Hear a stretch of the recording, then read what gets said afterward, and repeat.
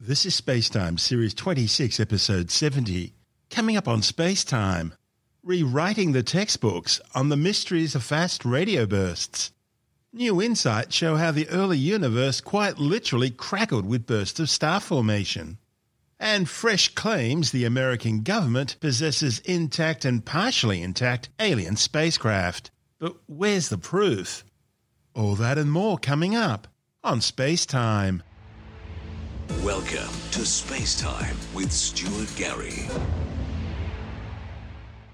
Astronomers are raising new questions about mysterious deep space blasts of energy called fast radio bursts following the detection of an event which breaks the known rules about their origins. Fast radio bursts are ephemeral explosions, releasing as much energy in a nanosecond as the sun will produce in decades. They were first discovered in 2007 by the Parkes Radio Telescope in the central west of New South Wales. Astronomers like to study fast radio bursts and their host galaxies in great detail, not just to solve an intergalactic mystery about what they are, but also because they can tell us more about the structure and evolution of galaxies. And after years of research, scientists have begun to think they're getting a fairly good handle on these events. Originally, they were thought to be singular events, possibly caused by the catastrophic destruction of a star in a supernova. But later examples of repeating fast radio bursts sent scientists back to the drawing boards with new hypotheses involving exotic objects like black holes, neutron stars, and their highly magnetized counterparts, magnetars. The idea being that all fast radio bursts were repeaters, just with some repeating more often than others. The one thing they all had in common was their locations seemed to be in the spiral arms of distant galaxies, galaxies which had been gravitationally perturbed by other galaxies, causing a high degree of turbulence within the gaseous arms, triggering lots of fresh starbirth. But these new findings, reported in the Astrophysical Journal, show a fast radio burst that appear to have originated in a much quieter galaxy, and that suggests a very different cause. The study's lead author, Marcin Glowacki, from the Curtin University node of the International Center for Radio Astronomy Research, says the new observations aren't showing the same turbulence which was detected in other galaxies known to host fast radio bursts. The discovery, therefore, clearly questions what scientists really know about these enigmatic events. The observations were carried out with the CSIRO's Australia Square Kilometre Array Pathfinder, or ASCAP radio telescope array in outback Western Australia. ASCAP is a synthesis array consisting of 36 12-metre parabolic dish antennas spread out in two dimensions with baselines up to 6 kilometres apart, located in the Murchison Observatory Zone, 800 kilometres north of Perth. Glowacki says while previous studies suggested that colliding galaxies could create massive stars that may eventually cause fast radio bursts, this paper's findings challenge that idea. The research simply hasn't seen the same clear signals of turbulence. Instead, he says the host galaxy appears to be undisturbed and quiet. Glowacki says either the massive star that caused the fast radio burst was born another way, or that this powerful burst was created by something else entirely. In previous studies where they've been able to localize the fast radio burst, find out what galaxy it comes from, and study the gas around that, they found the gas in the host galaxy to be very turbulent. And this suggests that this galaxy has recently been a merger of two other galaxies, and that would cause this turbulence, and this would start off star formation events, and that could lead to what would create one of the possible models for fast radio bursts. In our case, however, the gas is not so turbulent. You could say it's quiet. By having turbulent gas, you have more star formation taking place, and that means there's a greater chance of having stars that live for only a short period of time and then become neutron stars. Is that the way you're thinking? Yes. More star formation means there's a higher chance of creating these really massive stars, and they have a much shorter lifetime. We're talking hundreds of millions of years rather than billions of years like our sun. And those stars will tend to give birth to the neutron stars, which are one of the progenitor models for a fast radio burst. So in our case, we don't see such turbulent gas, so that means that it's less likely to be the starburst activity that would create this massive star. Now, it doesn't mean that we can't create such massive stars in that environment, but it means they've either formed from another method, not from a galaxy merger, or there is actually something else that has created a fast radio burst. Were you looking at a specific fast radio burst in order to do these observations? FRB 211127. Basically, the numbers correspond to the date, so it was made in late 2021. Where in the sky was it? How far away? It's in another spiral galaxy, similar to our own Milky Way, and it's about 200 megaparsecs away, so many light years away. This was more luck, I suppose, that during the observations of gas of galaxies in that part of the sky, we happen to detect a fast radio burst. So we have two different surveys. One is CRAFT, which is looking for fast radio bursts, and the other is Wallaby, which is looking at the neutral hydrogen gas of galaxies, and we've worked together to make this discovery. Has this turned out to be a repeating fast radio burst, or is this a singular event at this stage? Singular event at this stage. That's interesting, because one of the theories originally for fast radio bursts was that they could have been caused by cataclysmic events. It's a good explanation for something that gives as much power as the sun does in 10 years in just a nanosecond or a second or something like that. But then that was dismissed once we realized that some fast radio bursts were repeaters. They would happen over and over again. And that sort of ruled out the cataclysmic issue as a possibility. But what you found now, that left us with the option, maybe there are two different causes for fast radio bursts. Yes, exactly. There may be two. There could even be more than that. And that's something that we'll just have to increase our sample size to get a better handle on. What do you think's going on? I feel like that there are two different populations of what causes a fast radio burst. That's due to things like we see different profiles for when we look at the profile of the fast radio burst from a repeater versus ones that are just one-off events. There does appear to be a distinct difference in the distribution, how long they last for example. So that suggests that there may be something different at play causing those two different kinds of fast radio bursts, the ones that repeat and ones that so far we've just seen one blip and that's it. When we look at gamma ray bursts, of course, we know there are two different sources for those. The short period gamma ray bursts are caused by a different method to longer period gamma ray bursts. Yes, that's correct. How did you do your research? So we're using ASCAP to do these simultaneous observations. How the CRAFT survey works, which is a survey looking for fast radio bursts, is ASCAP will do another survey. It will do its own thing. And whenever we monitor the data and see that there's a candidate for a fast radio burst, we tell ASCAP download voltages. 3 seconds worth. Just dump that and we process that data separately. And that's key to being able to tell where the fast radio burst is, because they happen on millisecond timescales. Normally, you would not be able to tell what part of the sky it comes from. But using clever engineering and clever software pipelines to process the data, we can isolate the exact data that the fast radio burst happened in, and that allows us to determine where in the sky it actually came from. That's Marcin Glavaski from the Curtin University node of the International Centre for Radio Astronomy Research. And this is SpaceTime. Still to come, new insights show the early universe crackled with bursts of star formation. And a former US intelligence official claims the American government possesses both intact and partially intact alien spacecraft. But where's the proof? All that and more still to come on SpaceTime.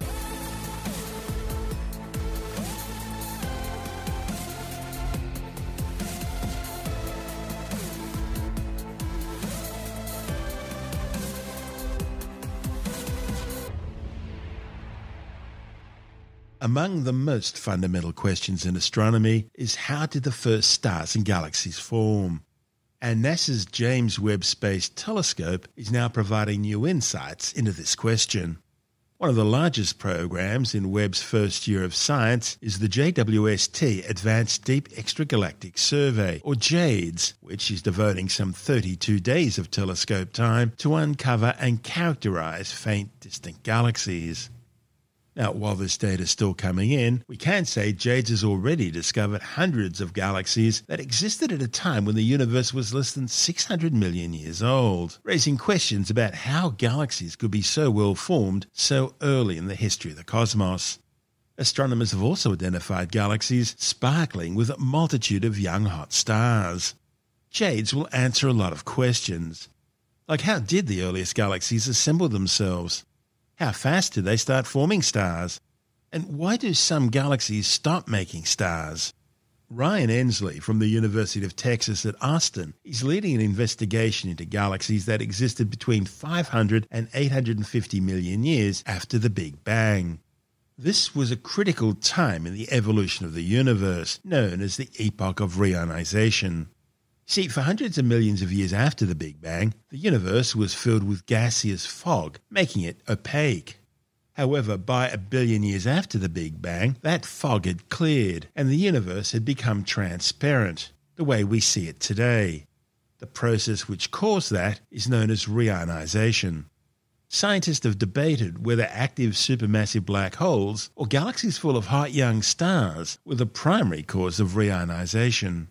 As part of the JADES program, Endersley and colleagues have been studying these galaxies with Webb's near-infrared spectrograph instrument to look for signatures of star formation. And they've found them in abundance.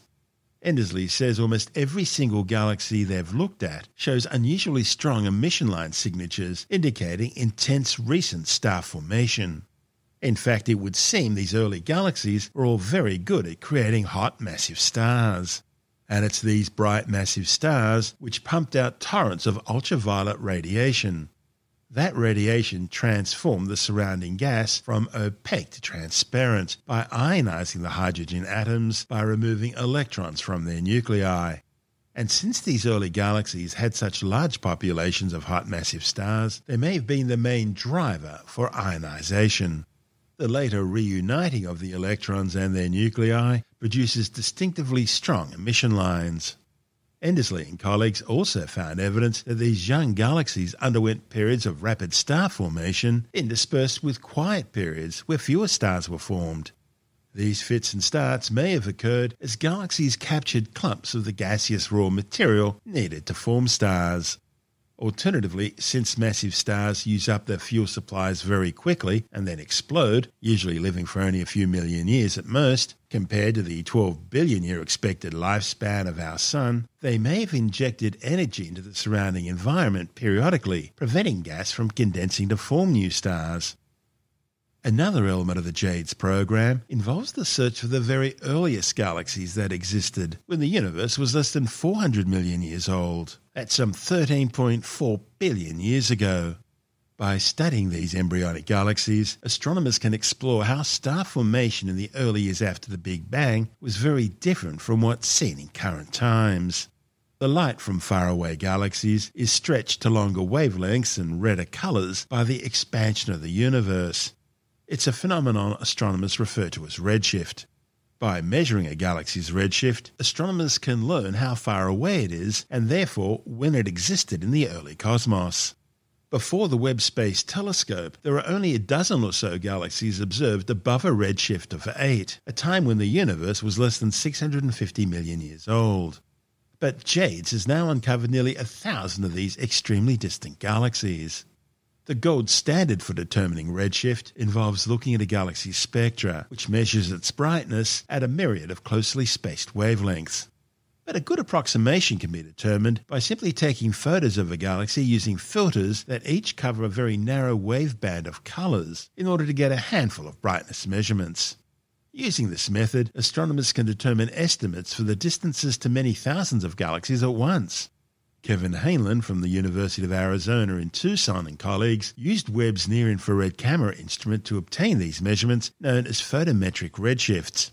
And they've identified over 700 candidate galaxies that existed when the universe was between 370 and 650 million years old. The sheer number of these galaxies was far beyond the predictions from observations made before Webb's launch. The observatory's exquisite resolution and sensitivity are allowing astronomers to get a better view of these distant galaxies than ever before. Hainland says that previously the earliest galaxies just looked like little smudges. And yet those smudges represent millions, even billions of stars at the beginning of the universe. Now, thanks to Webb, astronomers can see that some of these are actually extended objects with visible structure. And they can even see groupings of stars being born only a few 100 million years after the beginning of time. And that is pretty incredible. This is SpaceTime. Still to come, A former US intelligence official claims the American government possesses intact alien spacecraft.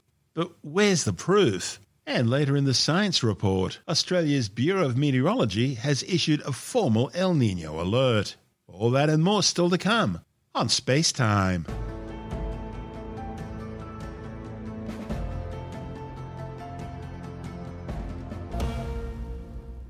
A former US intelligence official has claimed that the American government possesses intact and partially intact alien spacecraft. The official, David Grush, is an Air Force veteran and former member of the National Geospatial Intelligence Agency. The 36-year-old's gone public telling Tucker Carlson on his Twitter show that he led analysis of unexplained anomalous phenomena, or UAPs, what we used to call UFOs, as part of the US Defense Department agency. Grush says information of these vehicles is being illegally withheld from Congress. He says that after turning over classified information about these vehicles to Congress, he suffered retaliation from government officials. He left the government in April after a 14-year career in US intelligence. Grush says the US government defense contractors have been recovering fragments of non-human spacecraft and in some cases entire spacecraft for decades. He says analyses of the material the spacecraft are made from has confirmed they're of exotic origin, meaning non-human intelligence, whether extraterrestrial or unknown origin, based on the structure of the materials used. Problem is, he's provided no actual evidence to support his claims. There are no photographs, no spectral analyses, and no sample materials. In October last year, NASA introduced a 16-member panel of experts from different scientific fields to head up a major study of unexplained anomalous phenomena. The space agency was tasked with undertaking the independent study following the reactions stemming from the 2021 report issued by the Pentagon's Office of the Director of National Intelligence. That report was able to categorize 163 UAP events as balloons, another 26 as drones, and 6 others as either birds, weather events, or airborne debris, like plastic bags blowing in the wind. But that still left 143 other reports received since 2004 that do not have an explanation. Now, not having an explanation does not mean they're UFOs from another planet. It simply means there's not enough information to be able to draw a conclusion. Last week, NASA held its first public meeting of unexplained anomalous phenomena. The 4-hour information-gathering event covered a wide range of topics and questions and was live-streamed online. NASA defines UAPs as observations of events in the sky that can't be identified as aircraft or other known natural phenomena from a scientific perspective. The new claims by Grush echo those of Bob Lazar, who in 1989 claimed that he had worked at Area 51 Sector 4, which he said was located underground inside the Papoose Range near Papoose Lake. Lazar claimed that he was contracted to work with alien spacecraft that the government had in its possession. Similarly, the 1996 documentary Dreamland included an interview with a 71-year-old mechanical engineer who also claimed to be a former employee at Area 51 during the 1950s. His claims included that he had worked on a flying disc simulator, which had been based on a disc originating from a crashed extraterrestrial spacecraft which had been used to train pilots. He also claimed to have worked with an actual real-life extraterrestrial alien named J-Rod, who he described as a telepathic translator. Whether any of this is real or not, I'll leave that up to you. This is SpaceTime.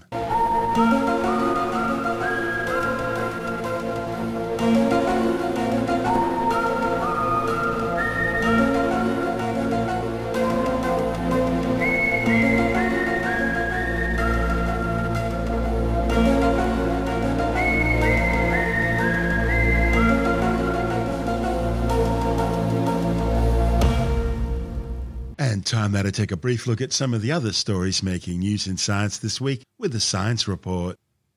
Australia's Bureau of Meteorology has moved from an El Niño watch to an El Niño alert, meaning that while the El Niño Southern Oscillation, or ENSO, is currently still neutral, there's now a 70% chance of El Niño forming within the next few months. El Niños occur when the eastern tropical Pacific Ocean waters warm and the Pacific waters near Australia are cooler than average.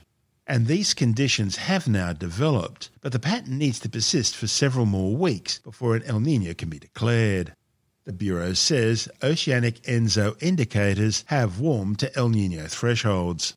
Models are forecasting that further warming is likely, with ocean temperatures expected to persist above El Niño thresholds in the central and eastern Pacific until at least November. El Niños occur on average every 3 to 5 years, resulting in drier and warmer than usual weather patterns across the southern two-thirds of eastern Australia. The reduced rainfall in the east and the warmer temperatures in the south also mean an increased risk for bushfires. The cycle of El Niño and La Niña work as a sort of pendulum. La Niña occurs when water temperatures in the eastern tropical Pacific are cooler than average, and the trade winds, the planet's prevailing east-west winds, strengthen, creating warmer than usual water temperatures along the Australian Pacific coast, bringing heavy rainfall and increased flooding. The term El Niño was first coined by Peruvian fishermen who noticed their anchovy catches would decline when waters in the eastern Pacific were warmer than usual. This would normally happen around Christmas, traditionally celebrated as the time of the birth of Christ, and so the term little boy or El Niño was coined. And so the opposite, La Niña, translates in Spanish to little girl. If the forecasts are correct, it'll be the first time in 8 years that an El Niño event has been experienced in Australia. The last one brought severe drought, incredible bushfires, and general hardship for rural areas. Researchers have discovered that viruses such as SARS-CoV-2 can cause brain cells to fuse, initiating malfunctions that can lead to chronic neurological symptoms. SARS-CoV-2, the virus which causes COVID-19, has been detected in the brains of people with long COVID months after their initial infection. The findings, reported in the journal Science Advances, are based on research undertaken at the Queensland Brain Institute, exploring how viruses like COVID-19 alter the function of the central nervous system. Almost 7 million people have now been killed by the COVID-19 coronavirus since it was first detected near China's Wuhan Institute of Virology around September 2019. The World Health Organization estimates the true death toll is likely to be around 18 million, with some 768 million confirmed cases globally, almost 10% of the world's population. A new study has found that well over 60 billion invertebrate animals were killed in Australia's 2019-2020 Black Summer bushfires. The findings, reported in the journal Australecology, were made in a study conducted by La Trobe University, revealing the alarming loss of invertebrates in the Australian temperate rainforests following the catastrophic fires. The fires also killed well over 3 billion terrestrial vertebrate animals, including many highly endangered species, some of whom were driven to extinction. The Black Summer bushfires burnt out over 186,000 square kilometres of forests. It also destroyed some 6,000 buildings, including 2,779 homes, and killed at least 34 people. Smoke from the fires crossed the Pacific Ocean, affecting New Zealand, Chile, and Argentina. A strange anomaly which has had people baffled for years is the apparent ability of some people to make streetlights turn off as they get near them, and then turn on again once they've passed by. It's known as streetlight interference phenomenon. Tim Mendham from Australian Skeptics says that apparently this is something that thousands of people can do, although it's never actually been scientifically tested. This really weird little theory that people can turn streetlights on and off just by thinking about them, by approaching them, and then when they move on, the streetlights like in Mr. Bean. He walks past a TV store. As he walks past, the TVs all go static, and then as soon as he walks away, they go back to normal. This particular thing is a phenomenon called, very cleverly thought out, streetlight interference phenomenon. So it's an SLI does. The people who can do what a SLI do, nothing to do with hamburgers. It's also called high voltage syndrome, which could have something to do with AC/DC. The thing is, it's never been properly tested. It's one of those things which might be an interesting coincidence that you notice it when it happens, you don't notice it when it doesn't happen. Maybe that means the power is only intermittent, or maybe it's just luck. There's various explanations put for it, and mainly, I think the main one is that you do notice it when it happens, you don't notice it when it doesn't happen. So it's positive reinforcement. Positive reinforcement, yeah. So it's a curiosity. I say it's been happening since the 1800s, ever since there's been streetlight. Fair enough, if it is streetlight interference. So it worked with gas lighting as well as electric lighting? I don't know. They say it did, but that's a more interesting thing. You're not going to get different systems. I know. But I mean, but that's beside the point. It is a weird little novelty thing. It was actually first commented on by a fellow named Hilary Evans, who's a collector of miscellanea and weird stuff. He and his sister, I think it was, developed a famous library called the Mary Evans Library. You find a lot of old photos and drawings and that sort of stuff. They collected all this sort of stuff, but everything old, really. But yeah, he was very interested in the paranormal and therefore collected a lot of stuff about this. So he was the one who gave it the name high voltage syndrome. It's a funny little thing and it's cute. It's not much more than that. That's Tim Mendham from Australian Skeptics.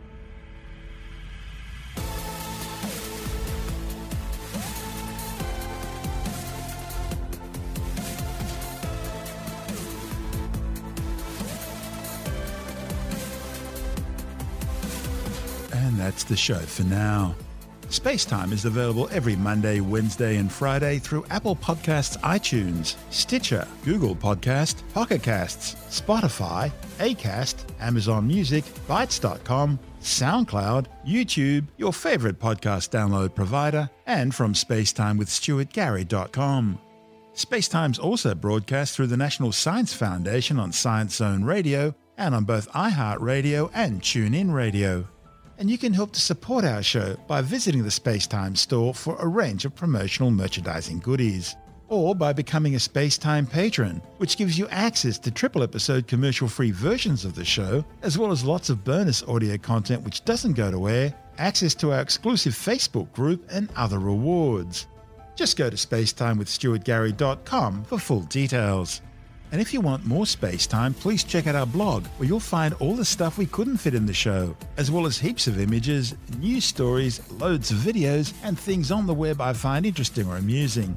Just go to spacetimewithstuartgary.tumblr.com. That's all one word, and that's Tumblr without the E. You can also follow us through @StuartGary on Twitter, @SpaceTimeWithStuartGary on Instagram, through our SpaceTime YouTube channel, and on Facebook, just go to facebook.com/SpaceTime with Stuart Gary. And SpaceTime is brought to you in collaboration with Australian Sky and Telescope magazine, your window on the universe. You've been listening to SpaceTime with Stuart Gary. This has been another quality podcast production from Bytes.com.